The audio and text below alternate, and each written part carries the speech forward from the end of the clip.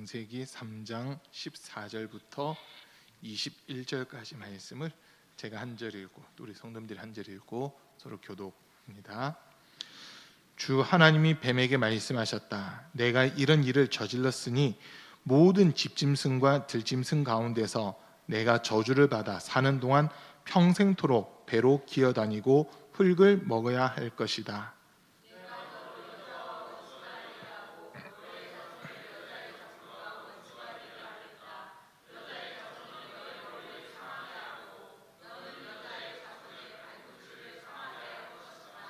여자에게는 이렇게 말씀하셨다. 내가 너에게 임신하는 고통을 크게 더할 것이니 너는 고통을 겪으며 자식을 낳을 것이다. 내가 남편을 지배하려고 해도 남편이 너를 다스릴 것이다.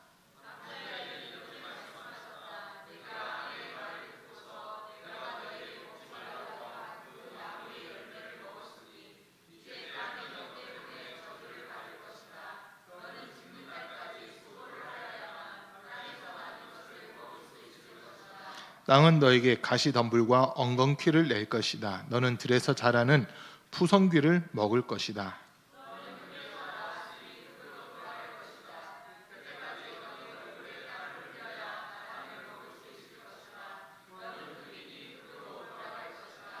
아담은 자기 아내의 이름을 하와라고 하였다. 그가 생명이 있는 모든 것의 어머니이기 때문이다.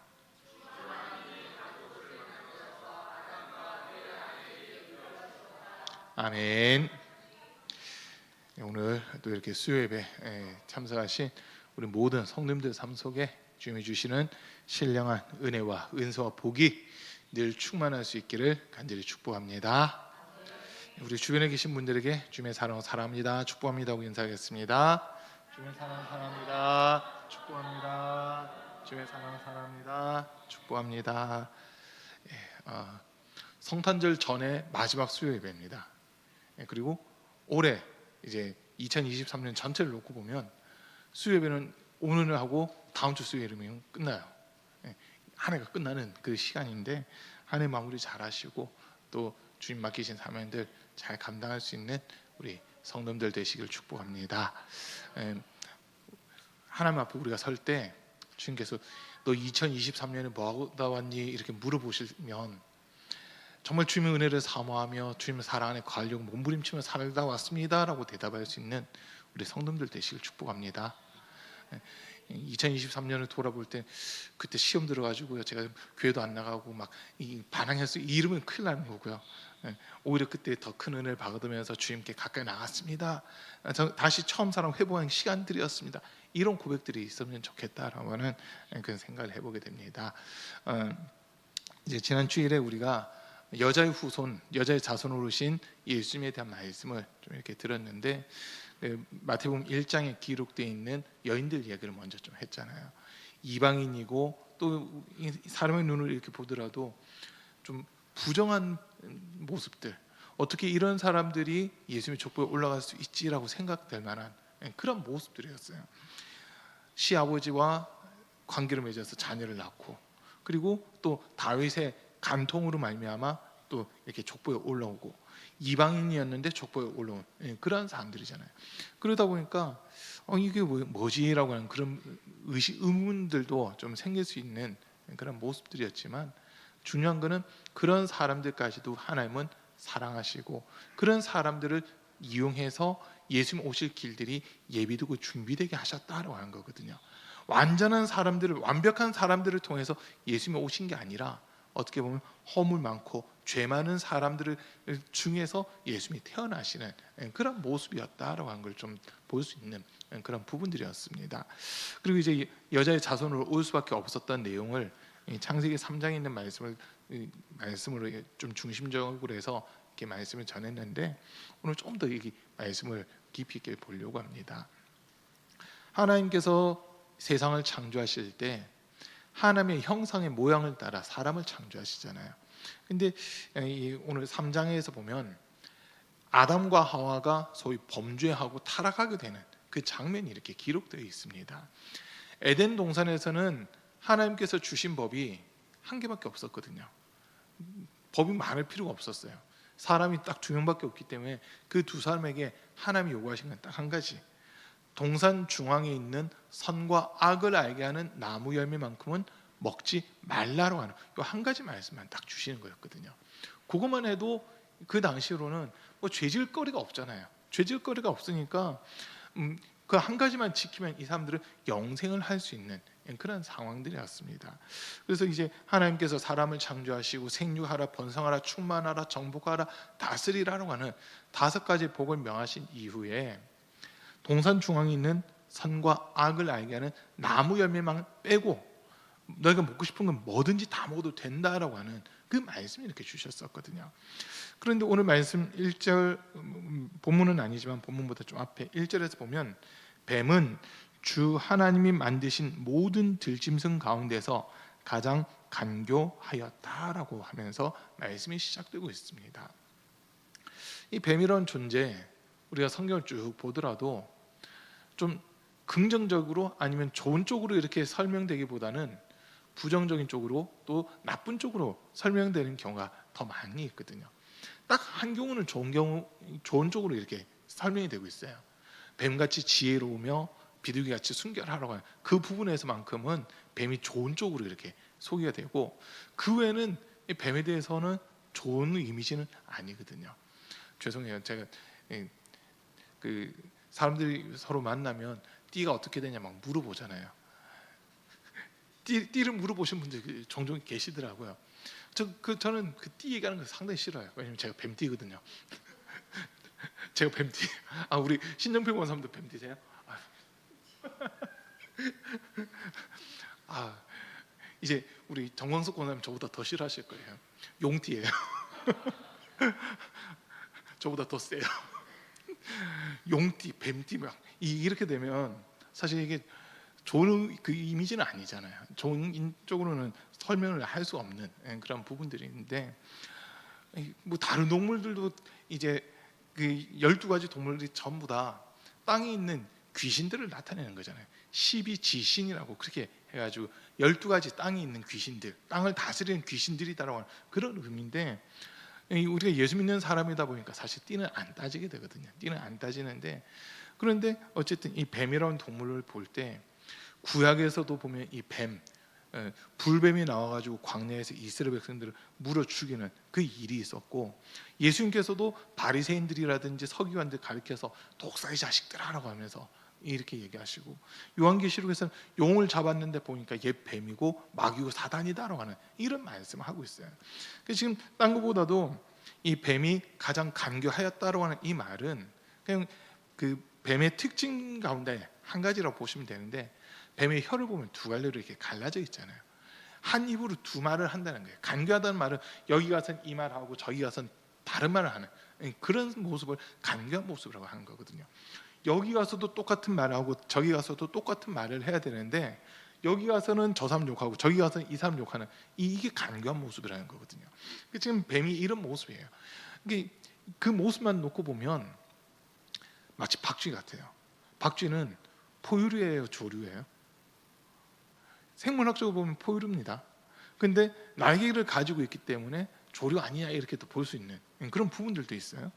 그리고 또 개구리도 이게 양서류라고 하는 그 이름으로 되어 있는데, 땅에 사는 동물이야 물에 사는 동물이야 이 이름은 헷갈리게 되는 그런 모습이죠. 이런 것들을 이제 간사하다라는 거거든요. 근데 이 뱀이 아담에게 온 게 아니라 하와에게 찾아와서 지금 질문을 하고 있어요. 하나님이 이 동산에 있는 모든 나무 열매를 따먹지 말라고 하셨느냐라고 하는 이 질문으로 시작됩니다. 하나님은 따먹으라 했는데 그 반대로 이야기를 하는 게 지금 뱀의 특징이라는 거예요. 하나님, 이단들도 비슷합니다. 성경이 이렇게 이야기를 했는데 그거를 반대로 이렇게 접근하려고 하는 거, 그게 소위 이단들의 모습이거든요.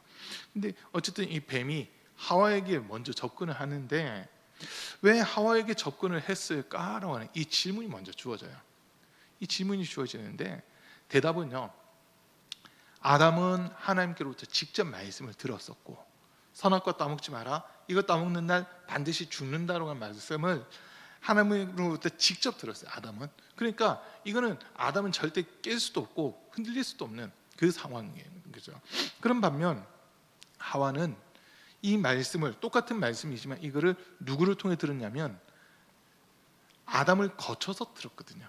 한번 이렇게 거쳐서 듣다 보니까 소위 딱 와닿는 임팩트 이런 것들이 많이 줄어들어 있는 그런 모습이라는 거예요. 그러니까 지금 이야기를 하는데 뭐라고 얘기하냐면 하나님께서 모든 나무 열매는 따먹으라 하셨다. 그러나 동산 중앙에 있는 나무, 선과 악을 알게 하는 이 나무 열매는 보지도 말고 만지지도 말고 먹지도 말라고 하셨다. 이야기는 진짜 잘했어요. 먹지도 말고 만지지도 말라고 하셨다니까 잘했어요. 그런데 그 다음 말을 보면 3절에서 어기면 우리가 죽는다고 하셨다. 자, 2장에서도 하나님이 아담에게 직접 하신 말씀이 나오는데 거기에는 이 부사가 한 가지 더 들어간 게 있어요. 반드시라고 하는 단어가 들어가 있거든요. 근데 여기서 반드시라고 하는 단어가 빠졌어요. 이 말은 반드시라고 하는 것은 하나님이 꼭 하겠다, 이 일은 꼭 하겠다라고 하는 거잖아요. 근데 반드시란 말이 빠졌을 때는 꼭 이 강조라고 하는 이 부분에서 약화가 되어 있는 거예요. 틀림없이 하겠다, 분명히 하겠다 이건데 지금 여기서는 한다고 하셨다, 그냥 이렇게만 하다 보니까 듣는 사람들 입장에서도 이 강도가 확 줄어들어 있는 지금 그런 모습을 하는 거거든요. 그러니까 뱀이 바로 아니다, 절대 안 죽는다라고 이야기를 하는 거예요. 4절에서 보면 뱀이 여자에게 말했다. 너희는 절대로 죽지 않는다. 절대로라고 하는 더 부정적인 강조를 딱 집어넣어가지고 이렇게 이야기를 지금 하니까 하와는 그 말이 그런가 보다 하고 이제 그 말에 싹 빨려 들어가기 시작한 거예요. 그러면서 이제 그것을 먹으면 너희 눈이 밝아져서 선과 악을 아는 일이 있어서 하나님과 같이 될 것이다. 그렇기 때문에 하나님이 너희에게 먹지 말라고 하셨다. 이렇게 얘기를 하거든요. 그 이야기를 듣고 본즉 먹음직하고 보암직하고 지혜롭게 할 만큼 탐스럽게까지 해서 그것을 그냥 먹어버리잖아요. 자기만 먹는 게 아니라 남편인 아담에게도 그것을 주게 되거든요. 근데 이 선과 악을 알게 하는 나무 열매를 따먹고 났을 때 아담과 하와가 느낀 처음 감정은 부끄러움과 수치심이었습니다.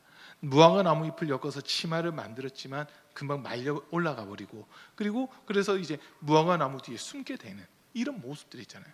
하나님께서 아담을 찾으실 때 아담아 아담아 너가 어디 있느냐 하면서 하나님이 아담을 찾으실 때 아담의 대답이 버섯기에 부끄러워 숨었나이다 라고 하는 그런 대답을 하고 있어요. 우리가 TV 뉴스를 통해서 이렇게 보면 한 번씩 사건 사고 뉴스들이 이렇게 나오잖아요. 큰 죄를 저지른 사람들이 경찰이라든지 검찰에 송치되는 이런 모습들 한 번씩 이렇게 나오는데 그 죄를 범한 사람들 대다수는 자기 얼굴을 가리려고 하더라고요. 모자로 가리든지 잠바로 이렇게 해서 얼굴을 가리려고 하는 이 모습들이 있어요. 왜냐하면 그 사람들도 아는 거예요. 자기들의 행동이 당당한 행동이 아니고 떳떳한 행동이 아니고 뭔가 부끄러움 당할 수밖에 없는 행동이다라는 것을 알다 보니까 자기 얼굴을 알리는 것을 상당히 부끄러워하는 이런 부분들이거든요. 근데 간혹 가다가 진짜 중차대한 죄를 범했음에도 불구하고 난 아무 잘못 없다면서 고개 빳빳이 들고 있는 사람도 있어요. 그러면 그런 사람들 보면 전부 다 욕하잖아요. 뭘 잘했다고 고개를 빳빳이 들고 있냐고 해서 막 욕하잖아요. 우리 김성조 권사님 그런 모습들 많이 보셨을 것 같아요. 권사님 어떻게 고개 들고 있는 사람이 많아요? 숙이는 사람이 많아요?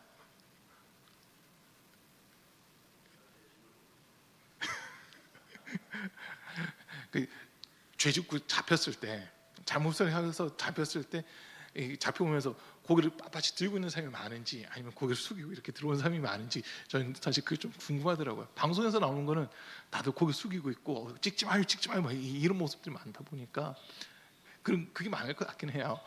자, 어쨌든 죄를 범하고 나서 사람들이 제일 먼저 느낀 감정은 부끄러움, 수치심, 이걸 제일 먼저 느끼게 됐다는 거거든요.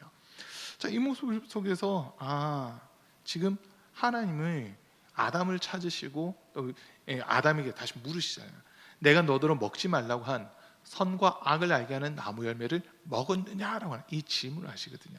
여러분, 하나님께서 우리에게 요구하신 건 사실 한 가지 지혜만 있으면 되는 건데 그게 뭐냐면 하나님을 아는 지혜만 우리에게 있으면 되는 거였거든요. 하나님을 알고 하나님의 뜻을 아는 이 지혜만 있으면 되는데 선과 악을 알게 하는 그 나무라고 하는 것을 먹었을 때는 악도 알게 되더라는 거예요. 악한 것이 뭔지를 알아버린다는 거죠. 그러다 보니까 이거는 하나님이 원하신 부분은 아니었거든요. 그리고 이 부분은 이제 좀 깊이 있게 얘기한다면 이게 소위 자유의지라고 하는 부분이에요. 하나님께서 사람에게 자유의지를 왜 주셨느냐 막 이렇게 질문하는 분들도 있어요. 하나님이 사람에게 자유의지를 주셨기 때문에 선악과 따먹고 죄를 범한 거 아니냐라고 그렇게 이야기하는 분들이 오히려 많이 있더라고요. 하나님께서 사람에게 자유의지를 주신 것은 죄 지으라고 주신 게 아니고 하나님이 기뻐하시는 거룩한 것을 선택하라고 주신 거거든요. 이건 인정되세요? 그러니까 더 좋은 거를 선택하라는 거예요. 명확하게 나누지거든요. 생명이냐 사망이냐, 진리냐 거짓이냐, 빛이냐 어둠이냐, 막 이렇게 우리가 나눈다면 생명, 진리, 빛 여기에 속한 것들을 우리는 선택하면 되는 거거든요. 그러면 아무 문제는 없어요, 사실. 그러나 사람들 속에 이 소위 작용과 반작용이라는 게 같이 이렇게 역사하잖아요. 작용만 하면 되는데 반작용도 같이 올라오거든요. 왜 꼭 저렇게 해야 되지? 이렇게 하면 안 될까? 라고 하면서 반대 것을 선택하려고 하는 이 심리도 없잖아요. 있긴 있어요. 그런데 처음부터 있었던 게 아니라 하나님께서는 처음부터 하나님이 기뻐하신 것만 선택할 수 있는 그 지혜를 사람들에게 주셨던 거거든요. 그러나 이 잘못된 것, 하나님의 반대편에 있는 것들을 선택하는 것은 어디서부터냐면 욕심에서부터 오게 되는 겁니다. 하와가 하나님의 말씀, 비록 아담을 통해서는 들었지만 그것이 하나님의 말씀이라는 것만 정확하게 인정했으면 자기가 말한 대로 보지도 않았을 거고 만지지도 않았을 거고 먹지도 않았을 텐데 이 말을 듣고 나서 보니까 하나님처럼 된다고 이러면서 선과 악을 알게 하는 그 나무 열매를 봐버리잖아요. 근데 하나님께서 이때 이 죄를 범한 아담과 하와에게 물으시는 거예요. 내가 따먹지 말라고 한 선과 악을 알게 하는 나무 열매를 따먹었느냐라고 이 질문하시는 거는 아담과 하와에게 지금 기회를 주고 있는 거거든요. 기회를 주시는 거예요. 잘못했다고 해라. 잘못을 시인해라. 하나님 앞에 도전했던 그 부분에 대해서는 벌을 받겠다고 해라. 이 모습이에요. 근데 그는 하나님이 용서해 주겠다고 하는 그 의미이기도 하거든요. 그런데 아담은 하와가 먹으라고 해서 먹었습니다. 하와는 뱀이 먹으라고 해서 먹었습니다 하면서 자기들은 잘못 없고 이 사람이 또는 이 짐승이 나에게 먹으라 했기 때문에 책임은 이 사람에게 또는 저 짐승에게 있습니다라고 하면서 책임을 지금 떠넘기고 있는 그런 모습이 되어버리는 거예요. 자, 그런데 오늘 읽은 본문 14절에서 보니까 주 하나님이 뱀에게 말씀하셨다라고 하면서 뱀에게는 너는 왜 이것을 먹으라고 했냐 이렇게 질문하신 게 아니라 그냥 바로 심판을 명하시거든요. 심판을 명하시는데 죄송합니다. 자, 바로 심판을 명령하시는데 세 가지 심판이에요. 첫 번째는 종신토록 배로 기어다닌다. 두 번째는 흙을 양식 삼을 것이다. 세 번째는 여자와 원수가 될 것이다 라고 하는 이 세 가지의 징벌을 이렇게 내리고 있습니다. 자, 배로 기어다닌다라고 하는 이 말 속에서 한 가지 엿볼 수 있는 걸 그 전에는 뱀이 다리가 있었다라고 생각해 볼 수 있는 부분이거든요. 지금 저 여러분들은 다 이렇게 다리가 있으니까 걸어서 다니기도 하고 우리가 다리를 직접 움직이기도 하잖아요. 근데 혹시 여러분들은 생각이 나시는지 모르겠어요. 여러분들이 갓난애기였을 때 뱀이리하고 막 기어다니고 하셨을 때 지금 여러분한테 그렇게 뱀이리하고 기어다니라고 하면 어떻게 하시겠어요? 너무 오래전 일이라고 생각이 안 나시죠? 예. 저는 비슷한 거를 군대라고 하는 곳에서 경험을 해봤어요. 낮은 포복으로 해보고 그리고 철조망 통과라고 하는 거 누워서 막 이래 하는 거 아우 그거 한번 하고 나면 전투복 다 찢어지고요. 전투복만 찢어지는 게 아니라 어깨, 이 팔꿈치하고 무릎 있는데 상처 다 나고요. 이 포복하고 가다 보면 모르만 입으면 상관없는데 가다 보면 돌뿌리 이런 게 하나씩 툭툭 튀어나와 있거든요. 가다 보면 확 찌글 때가 많아요. 그러니까 악 소리도 못하고 또 가야 되고 막 이러거든요. 저녁 와서 보면 막 여기저기 멍들어 있고 이런데 그 포복을 하면서 그 철조망을 통과하고 막 이렇게 가는 게 쉽지는 않더라고요. 얼마 전에 그 강철 부대라고 하는 거 TV 이렇게 나오길래 한번 봤어요. 재밌더라고요. 와 HID 뭐 이런 데 엄청나대요. HID가 육군 첩보부대 육군 첩보부대하고 해군 첩보부대 이 두 군데가 이번에 보니까 어마어마하더라고요. 와, 근데 제가 본 장면 중 하나가 뭐냐면 그 앞에 나무로 이렇게 칸을 막아놨는데 그것을 뚫고 들어가서 타이어를 들고 나오는 거예요. 그리고는 타이어를 들고 철조망 밑을 이렇게 통과해서 가는 그 부분인데 거기는 또 물이 있다 보니까 타이어에 점점 물이 들어가서 타이어 무게가 3배, 4배로 이렇게 무거워지는 그 장면이었거든요. 와, 그 타이어 철조망 그냥 통과하기도 힘든데 옆으로 누워가지고 타이어를 질질 끌고 이렇게 가는 그 모습을 봤거든요. 와, 왜 저렇게 할까? 왜 저렇게 할까? 속으로 그 마음도 막 들더라고요. 근데 이제 뭐 이게 게임식으로 해가지고 어느 부대가 더 훈련, 거기 나왔던 부대들은 소위 우리나라에서 제일 힘든 부대들이에요. 우리나라에서 제일 훈련의 강도가 세고 전투하면, 전쟁을 하거나 전투하면 제일 전방에서 싸우는 사실 그런 부대들이거든요. 그러니까 어느 부대 하나 할 것 없이 다 힘들고 진짜 고된 훈련을 한 그 부대들은 맞아요. 근데 그 모습을 보면서 와, 그 군인 거기 나온 사람들이 군대 전역은 했지만 낑낑대면서 그 타이어 옮긴 모습 이걸 봤거든요. 와, 고통스럽겠다라는 그 생각을 좀 하게 됐어요. 그 배로 기어 다닌다는 거는 어떻게 보면 땅으로부터 모든 상처들을 다 받으면서 그렇게 살아가야 된다고 하는 이런 저주를 지금 하나님이 내리신 거고, 이제 두 번째 게 좀 중요한 내용인데 흙을 양식 삼는다라고 하는 이 말씀이 나와 있잖아요. 근데 오늘 우리가 읽었던 말씀에서 19절 말씀 잠깐 볼게요. 19절 말씀에 보면 너는 흙에서 나왔으니 흙으로 돌아갈 것이다. 그때까지 너는 얼굴에 땀을 흘려야 나다를 먹을 수 있을 것이다. 너는 흙이니 흙으로 돌아갈 것이다 라고 하는 이 말씀하세요. 하나님이 사람을 창조하실 때 흙으로 모양을 만드시고 그 코에 생기를 불어 넣으신 거잖아요. 그러니까 사람은 육체와 영혼 이 두 가지가 같이 있는 그런 존재거든요. 이 영혼은 뭐 영과 혼 따로 분리할 수도 있고 하나로 이렇게 볼 수도 있는 그 부분인데, 어쨌든 지금 우리 육체는 흙에서 왔기 때문에 흙으로 돌아간다는 이 말씀하고 있어요. 근데 앞에서 지금 뱀에게 하신 저주가 뭐냐면 흙을 양식 삼는다라고 하는 이 말씀하시잖아요. 그러면 흙을 양식 삼는다. 뱀은 우리가 그냥 마귀 또는 사단이라고 보고 그렇게 보고요.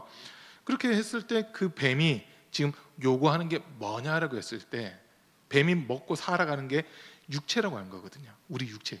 흙으로 우리 육체가 만들어졌으니까 결국 뱀이 우리를 공격할 때 무엇을 가지고 공격하냐면 우리 육체에 대한 것을 가지고 공격을 한다는 겁니다.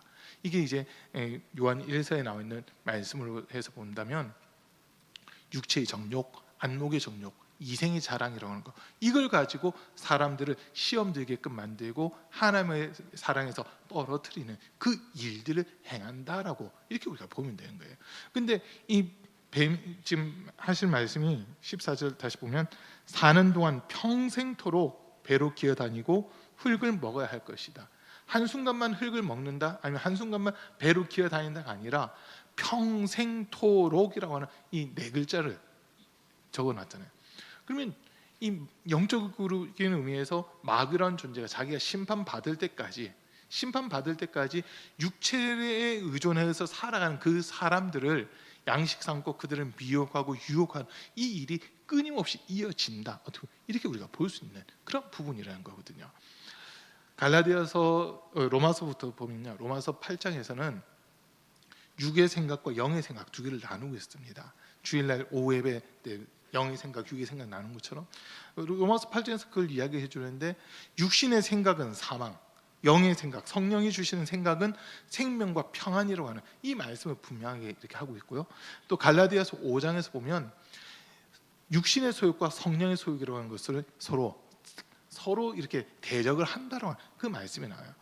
육체의 소욕은 성령을 거스르고 성령은 육체를 거스르나니 이 둘이 하나가 될 수 없다라고 하는 이런 말씀이거든요.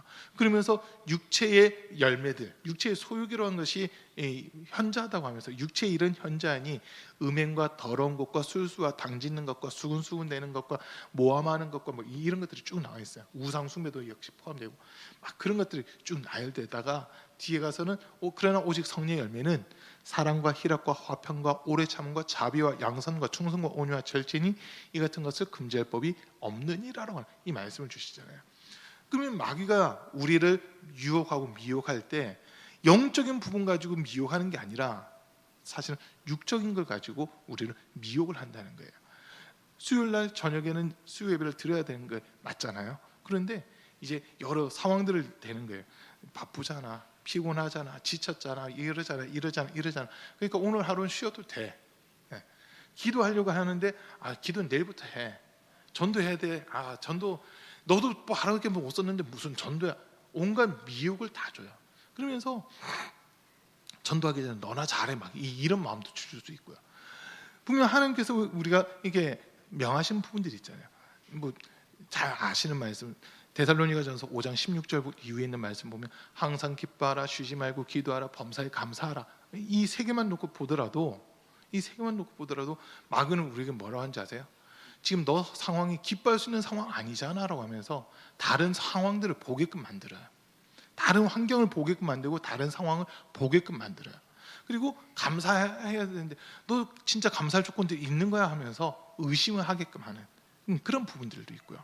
그리고 기도하러 가는데 지금 살아가기가 바쁜데 기도를 어떻게 해? 막 이런 모습들. 그게 어떻게 보면 마귀가 우리를 미혹하고 있는 그런 모습이라는 거거든요. 자, 근데 저는 이 부분을 보면서 사실 두렵더라고요.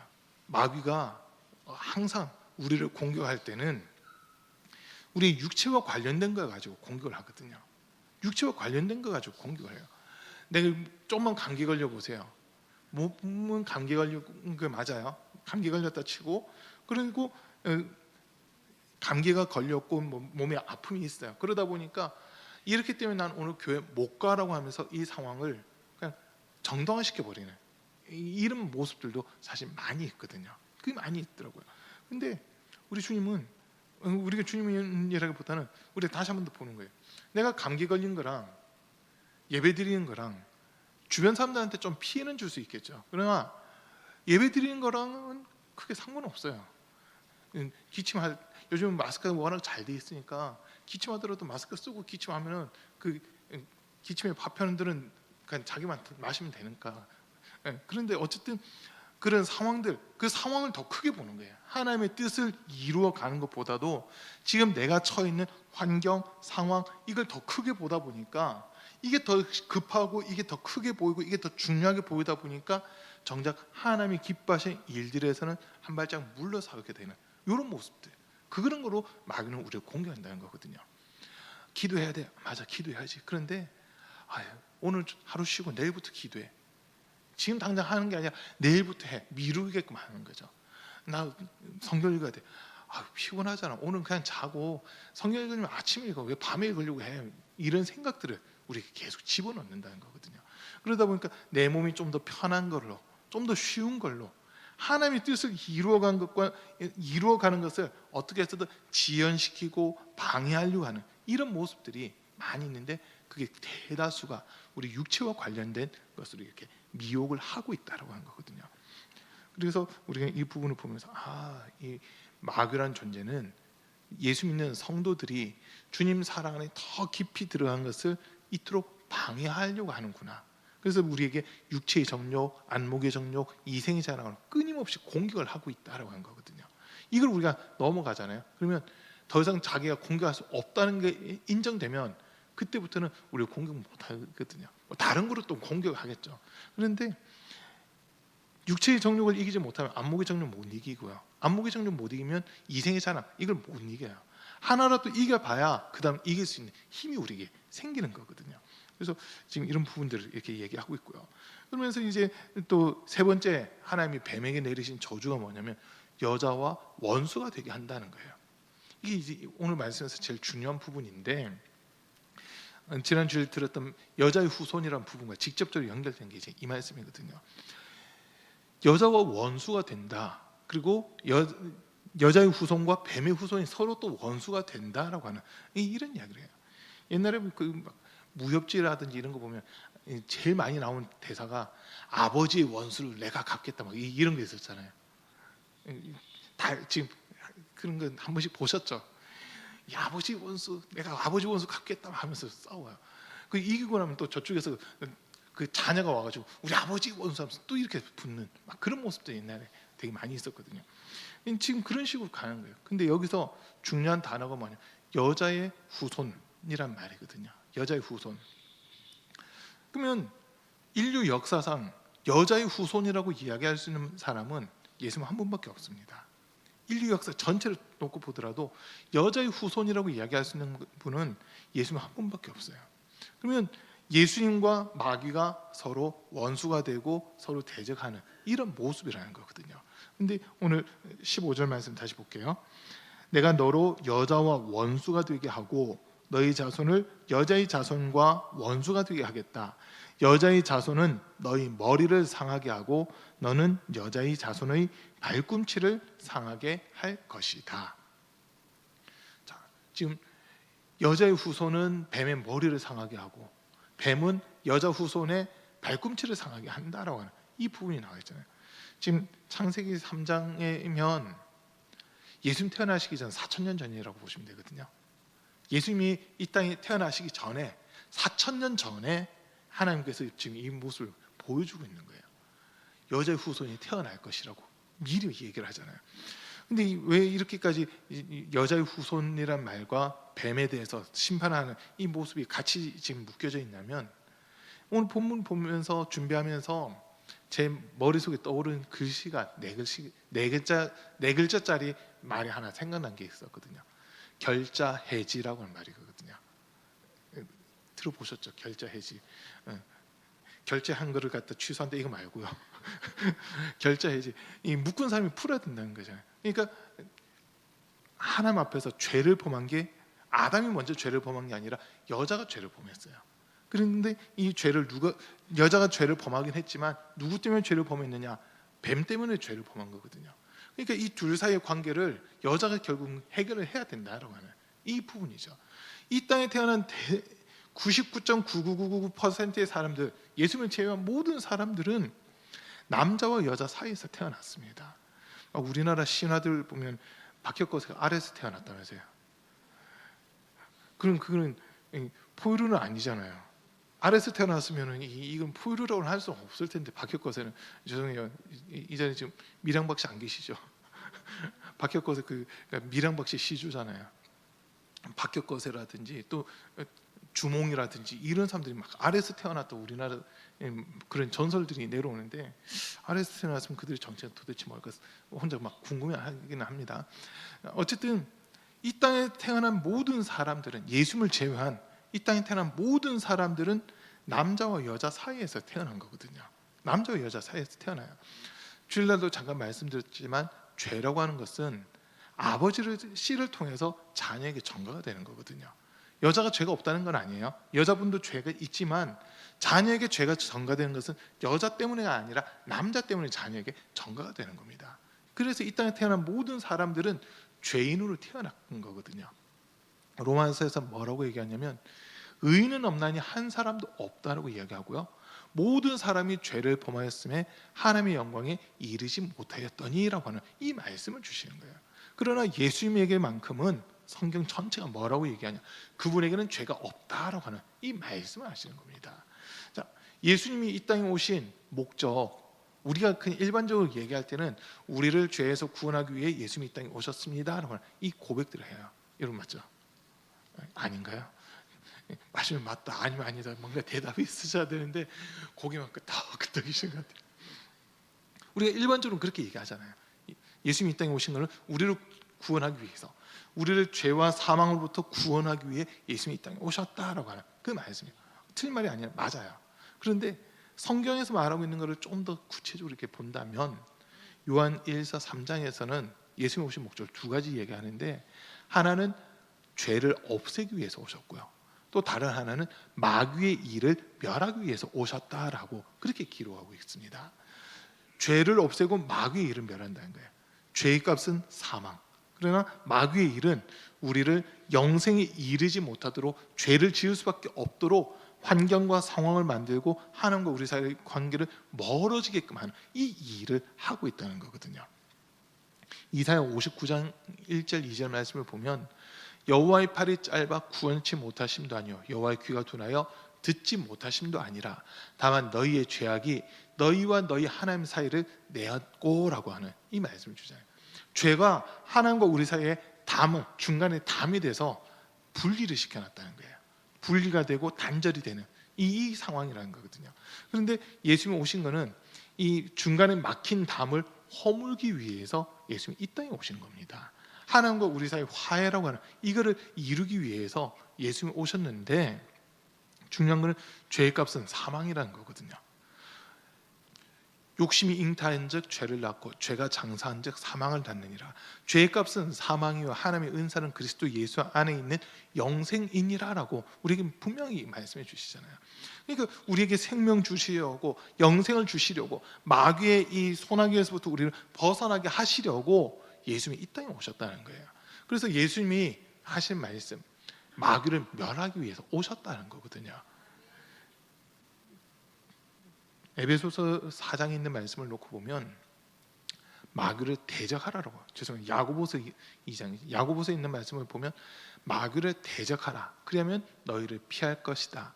하나님을 가까이 하라. 그러면 너희를 가까이 하시리라라고 이 말씀을 우리에게 주시거든요. 마귀라는 존재는 우리가 대적해야 되는 존재라는 거예요. 계속 우리를 죄 짓게끔 만들고 하나님으로부터 멀어지게끔 만들기 때문에 우리는 그 마귀와 싸워 나가야 되는 겁니다. 근데 아까 말씀대로 마귀가 지금 우리에게 공격할 때 공격하는 루트가 거의 정해져 있어요. 패턴이 똑같아요. 패턴은 똑같아요. 겉으로 드러난 모습은 다를 수 있는데 패턴은 똑같습니다. 육신의 정욕, 안목의 정욕, 이생의 장 딱 이 세 가지밖에 없어요. 예수님을 시험할 때도 딱 이 세 가지로 공격하잖아요. 처음에는 육신의 정욕, 돌로 떡을 만들어 먹어라. 돌로 떡을 만들어 먹어라. 그다음에 두 번째 그 안목의 정욕. 누가복음에 있는 표현을 보면 높은 산 꼭대기로 예수님을 데리고 가서 온 천의 영광을 다 보여줘요. 그리고는 자기에게 엎드려 절하면 이 모든 걸 너에게 주겠다. 눈에 보이는 걸 주겠다라고 하면서 안목의 정욕까지 공격합니다. 그리고 세 번째가 성전 꼭대기에 데리고 가서 너가 여기서 뛰어내려봐라. 천사가 너를 받아줄 거다. 이생의 자랑이라는 거. 요 패턴으로 공격하거든요. 드러나는 모습은 다를 수 있지만 조금만 깊이 해서 보면 그 방법들, 패턴이라고 하는 이 부분에 있어서는 똑같다는 거예요. 우리한테 공격할 때도 처음에는 우리 육체와 관련된 거 가지고 공격을 해요. 그리고 또 두 번째는 우리 눈으로 보기에 좋은 것들, 그걸 가지고 공격을 하고요. 세 번째는 내가 뭔가 명예를 얻을 수 있을 만한 이런 것들을 가지고 공격을 하게 되는 이런 모습이라는 거거든요. 패턴은 똑같아요. 그런데 우리가 그 마귀의 패턴을 알고 대적을 해나가는 거죠. 대적을 하다 보면 이기고 나면 마귀의 그 유혹이라는 거 하는 것을 우리가 이겨 넘어가면 하나님께서는 우리에게 정복하게끔 하시거든요. 마귀가 주려고 했던 걸 빼앗아서 그걸 우리에게 주시는 거예요. 속아서 갖는 게 아니라 그걸 강제로 다 빼앗아 가지고 우리가 다스릴 수 있게끔 하시는 그 은혜를 우리에게 주신다라고 하는 겁니다. 자, 그리고 그래서 이제 우리는 마귀를 어쨌든 대적을 하는 그 모습들이 있어야 된다라고 하는 거거든요. 자, 근데 중요한 게 여자의 후손은 뱀의 머리를 상하게 할 것이고 뱀의 후손은 여자 후손의 발꿈치를 상하게 한다라고 하는 이 부분이에요. 난임회 끝나고 나서 오늘 낮에 수예배 끝나고 나서 이감남 권사님이 이걸 가지고 저한테 질문하시더라고요. 이게 도대체 무슨 의미냐고. 이 자리에 계신 분들은 다 이해하시는 거죠. 제가 설명 안 해도 설명해야 되죠. 여자의 후손이 뱀의 머리를 상하게 한다. 이게 뱀의 머리 또 여자 후손의 발꿈치 요것만 놓고 이렇게 볼 때 둘 다 소위 타격은 받는 거예요. 싸움을 했기 때문에 치열한 싸움을 하고 전쟁을 했기 때문에 타격은 받는데 하나는 치명상이고 하나는 그냥 타박상이라고 이 정도라고 보시면 돼요. 그러니까 여자 후손의 발꿈치를 상했다고 하는 것은 겉으로 놓고 볼 때는 예수님 죽음이거든요. 죽으신 거예요. 끝났다고 생각할 수 있지만 예수님이 부활을 하셨잖아요. 부활을 하시면서 사망 권세가 아무런 힘을 쓸 수 없게끔 만드는 거, 요 모습이 되는 거고요. 또 반대로 마귀 입장에서는 자기가 이겼다 생각했는데 지금 정신 차리고 보니까 지금 자기 머리가 밟혀가지고 머리가 지금 박살나 있는 상황, 이렇게 보시면 돼요. 그러니까 그냥 뱀이다 보니까 이 뱀이 독이 있는지 없는지 모르겠어요. 독사람이 이 발만 물려도 독이 확 퍼질 수 있는 그런 위험한 상황이겠지만, 어쨌든 이 치명상이냐, 한 방에 그냥 죽는 거냐, 아니면 그냥 좀 아픈 거 많은 거냐, 어떻게 보면 이렇게 우리가 좀 이해를 하실 수 있어요. 예수님은 분명 죽임을 당하셨지만 그분에겐 죄가 없기 때문에 사망에 매여 있을 수 없어서 하나님이 예수님을 살려주셨잖아요. 사망이 이기지 못하는 이 모습이 되는 거예요. 그런 반면 마귀가 부릴 수 있었던 최고의 권세가 사망 권세인데 예수님의 부활로 사망 권세가 깨져버렸어요. 더 이상 사망 권세를 쓸 수 없게 된 이 모습이라는 거거든요. 그래서 이 부분은 예수님이 결국 마귀를 이긴다라고 지금 그걸 표현하고 있는 겁니다. 그걸 표현하고 있어요. 자, 아담과 하와는 어쨌든 간에 하나님의 말씀을 벗어났잖아요. 하나님의 말씀에서 벗어나게 되고 그에 대한 소위 벌을 받는 거예요. 징계를 받는 거예요. 히브리서에 있는 표현대로 보면 징계가 없으면 버리운 자다, 버림받은 자라는 거예요.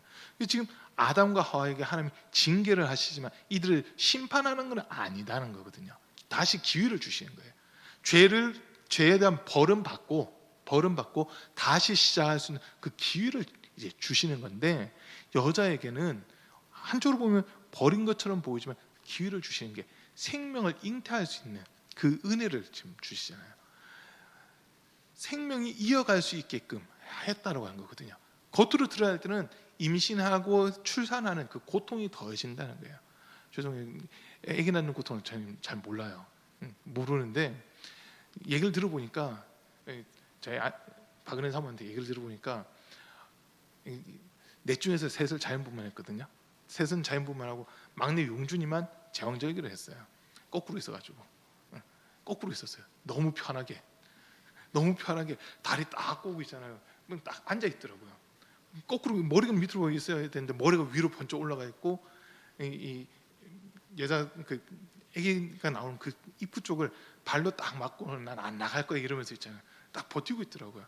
그럼 어떻게 해요? 몇 번 이게 회임해보려고 돌리려고 몇 번 했는데 끝까지 안 들어가가지고 결국 제왕절개를 했거든요.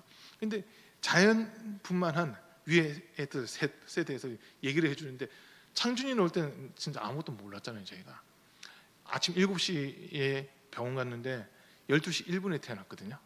낮 12시 1분에 창준이가 태어났어요. 동준이는 새벽 2시에 갔거든요. 새벽 2시에 갔는데 나오다가 다시 들어가는 바람에 나오다가 다시 들어갔어요. 그래가지고 그 간호조무사 이런 사람들이 올라타가지고 배에 올라타가지고 팔꿈치를 밀어내더라고요. 강제로 밀어내가지고 12시 5분에 태어났어요. 10시간이나 고통받게 거였죠. 학준이는 그래서 우리 박은혜 사모가 꾀를 낸 거예요. 그날 창준이 동준이를 저희 처남한테 맡기고 저녁에 이제 마지막 뭐 먹을래 했더니 삼겹살 먹자 이러더라고요. 그래가지고 왜 삼겹살이냐 물어보니까 자기가 분당에 있었을 때 수련 먹을 때 그때 산부인과 의사 선생님 한 분 계셨는데, 그분이 창준이 받아준 선생님이시고 장로님이신데, 그분이 아기 놓기 전에 삼겹살 같은 거 먹으면 약간의 윤활유 역할을 할 수 있다 얘기를 해가지고 삼겹살 먹으러 갔죠. 먹으러 갔는데 이 소위 5분 간격으로 오면 병원 가라고 그러잖아요. 5분 간격 왔을 때 삼겹살 먹으러 간 거예요. 진통이 5분 간격으로 올 때 삼겹살 먹으러 가가지고 한참 막 먹다가 진통이 오면 못 먹고 그냥 막 참고 있는 거예요. 그러다가 또 진통 좀 멈추면 또 확 먹고 하고 막 그 몇 번 하다가 진짜 이제 이 진통 오는 간격이 한 1분, 2분 딱 됐을 때 고기 마지막 한 잔까지 다 먹고 계산하면서 이제 아기 놓으러 갑니다 하고 저희가 병원 갔거든요. 병원 가가지고 30분 만에 나왔어요. 병원 가니까 이미 이게 뭐 많이 열렸다, 많이 진행됐다 이래가지고 바로 분만실 들어가가지고 30분 만에 나왔거든요. 저녁 8시 반에 태어난 거예요. 그렇게 해서 아이들 낳는데 제 아내가 그런 얘기 하더라고요. 언제 아기가 나오냐면 그러니까 처음에 모르니까 5분 간격 되면 병원 가라 이러잖아요. 그래서 상주는 그래서 5분 간격 돼서 갔는데 이게 처음엔 시간 좀 줄어들더니 조금 늘다가 다시 이렇게 줄어들 이게 좀 있었어요. 동준이는 진짜 나오다가 들어간 다음에 이 태동 이게 아예 없어가지고 이 아픈 거 있잖아요. 진통이 아예 없어가지고 이씨 뭐야 하다가 나중에 밀어내다니까요. 밀어내고 했는데 근데 마지막 순간에는 그냥 하늘이 노래진대요. 하늘이 노래지면 애기가 응애하고 나온다고 그러더라고요. 그 고통이 쉽지는 않은 거잖아요, 사실. 어떤 분들은 이제 좀 이 고통이 너무 심하다 보니까 남편 데리고 그래가지고 막 머리카락 끄집어서 당기고 하는 이런 일들도 있다고 하는데 다행히 우리 박은혜 사모님 제 머리카락 안 당기더라고요. 어쨌든 그게 아이를 낳는 그 고통이 더해진다는 거거든요. 고통은 있지만 새로운 생명을 출산하고 새로운 생명을 이어가게끔 하나님이 지금 복을 주시는 이 부분이라는 거예요. 그리고 또 여자에게 하실 말씀 중 한 가지가 뭐냐면 남편을 다스리고자 해도 남편이 너를 다스리게 된다로 이 말씀하세요. 한동안 우리나라에만 아마 있었던 얘기 같은데 옛날에는 막 남자는 하늘이고 여자는 땅이다 막 이랬잖아요. 그러다 보니까 여성분들이 집안에서 아무 소리 못하고 막 기가 죽어 있는 이런 상황들이었는데 누가 그러대요? 우리나라 땅값이 어마어마해졌다고. 대한민국을 팔면요 캐나다 땅을 다 사서고도 돈이 남는데요. 캐나다면 우리나라의 한 40배 크기거든요. 대한민국을 팔면 캐나다 전체를 사고도 돈이 남는데요. 엄청난 부자예요. 땅값이 얼마나 올랐는지 하늘보다 땅값이 더 높다고 막 그런 얘기를 하면서 남녀가 역전됐다 이런 얘기들을 막 하긴 하는데 근데 그거는 뭐 맞는 건 아니고요. 하나님께서 정하신 질서는 한 가정에서 남편이 아내를 다스리게끔 하는 이 질서를 하나님이 지금 명하고 있다는 거예요. 자, 그리고 남자한테는 너가 죄를 범했기 때문에 땅이 저주를 받는다. 땅이 가시덤불과 엉겅퀴를 낼 것이고 너는 거기서 밭에서 나는 푸선귀를 양식으로 먹어야 된다라고 하는 이 말씀하세요. 그 전에는 에덴 동산에 있는 것 먹고 싶은 거 아무거나 먹으면 됐거든요. 먹고 싶은 거 아무거나 먹으면 됐지만 죄를 범한 이후에는 하나님이 주신 벌이 뭐냐? 농사를 지어야 된다는 거예요. 경작을 해야 된다는 거예요. 그리고 육체에 대해서는 죽음이라고 하는 것을 지금 말씀하시거든요. 너는 흙에서 왔기 때문에 흙으로 돌아갈 것이다. 흙에서 난 것을 먹어야 된다라고 이 말씀들을 지금 이렇게 주고 있어요. 근데 이게 죽이겠다가 아니라 심판하겠다가 아니라 이게 너의 벌이야라고 하는 거거든요. 이거는 너가 감당해야 돼. 왜? 죄를 한 것으로 말미암아 하나님에서 떨어질 수밖에 없는 지금 이 상황이 됐기 때문에 그 죄값은 너가 받아야 돼라고 하는 이 부분이라는 거예요. 진짜 하나님이 사람 심판하겠다고 했으면 이때 그냥 바로 심판하셨어야 돼요. 그러나 살려두신 이유는 기회를 주시는 거거든요. 기회를 주시고 다시 어쨌든 생명을 이어갈 수 있게끔 하나님이 은혜를 허락해 주시는 이 부분이라는 겁니다. 자, 그리고 이제 마지막 21절 말씀을 좀 볼게요. 21절에서 보면 주 하나님이 가죽옷을 만들어서 아담과 그의 아내에게 입혀 주셨다. 자, 하나님의 말씀은 이루어졌어요. 어떻게 이루어졌냐? 창세기 2장에서는 선과 악을 알게 하는 나무 열매를 따먹으면 너희는 반드시 죽는다라고 그렇게 말씀하시거든요. 2장에서요. 2장 17절 말씀 잠깐 볼게요. 그러나 선과 악을 알게 하는 나무의 열매만은 먹어서는 안 된다. 그것을 먹는 날에는 너는 반드시 죽는다. 지금 이렇게 되어 있습니다. 개역 한글판에서는 정령 죽으리라라고 하는 이 단어가 되어 있거든요. 개역 개정판에서는 반드시 죽는다라고 이렇게 되어 있고요. 근데 정령이라고 하는 이 단어가 뭘까 진짜 막 헷갈리더라고요 처음에는. 근데 정령 이게 의미가를 좀 찾아보니까 결국에 가서는 마지막에 가서는 그리고 반드시 꼭 이거는 이루어진다라고 하는 거예요. 지금 당장 이루어지지 않았다 하더라도 종국의 마지막에 가서는 이것은 이루어지는 거야라고 하는데 그게 뭐냐? 죽음이라는 거거든요. 죽음. 근데 앞에서 있는 문장을 보면 먹는 날에는 이라 돼 있잖아요. 그날 죽어야 된다는 거예요, 사실은. 그날 죽어야 되는데 하나님 오늘 읽은 21절 말씀에서 하나님이 아담과 그의 아내를 위하여 가죽옷을 지어 입히시니라. 누군가 대신 죽은 거예요. 짐승이 대신 죽은 거예요. 지금 아담과 하와가 죽어야 되는데 하나님이 이들에게 살 수 있는 기회를 주시면서 짐승을 지금 대신 잡아 죽이셨거든요. 짐승을 잡아 죽여서 그것으로 그 짐승의 가죽으로 옷을 만들어서 아담과 하와에게 입혀 주시잖아요. 서두에 말씀드렸지만 부끄러움과 수치됨 이거를 지금 덮어 주시고 가려 주시는 이 모습이라는 거거든요. 여기서 이제 우리가 벌써 깨달을 수 있는 것 중 한 개가 하나님이 이때부터 예수님이 우리를 대신해 죽을 것을 예비해 놓고 계셨구나, 준비하고 계셨구나라는 거, 요거를 우리는 깨닫게 되는 겁니다. 이게 인정되시죠? 여러분, 우리가 우리의 의로 살아가는 게 아니라 우리는 죽을 수밖에 없는 사람이에요. 그러나 우리를 살리려고 하나님께서는 독생자이신 예수 이 땅에 보내시는데 남자의 씨가 들어가지 않은 여자의 자손으로서 예수님이 태어나게끔 하시거든요. 이유는 예수님이 죽어야만 우리가 살 수 있잖아요. 그런데 예수님이 죽어야 되는 건 맞는데 만약에 헤롯이 그 당시 베들레헴에 있던 아기들 죽일 때 그때 예수님이 죽으셨다면 저와 여러분들이 구원받을 수 있었을까요? 그때는 예수님이 누군지도 몰랐을 거잖아요. 예수님 때문에 내가 구원받았다고 하는 고백을 할 수 없어요. 그 상황에서는 예수님이 하나님의 아들로 온전히 인정되고 나서 죽임을 당하시거든요.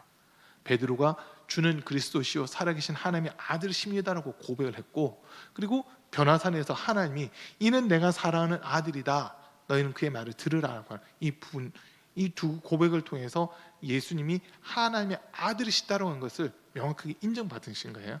그리고 십자가에서 죽으실 때도 예수님의 그 사형을 집행했던 백부장이 이는 참으로 하나님의 아들이시다라고 하는 그 고백을 하잖아요.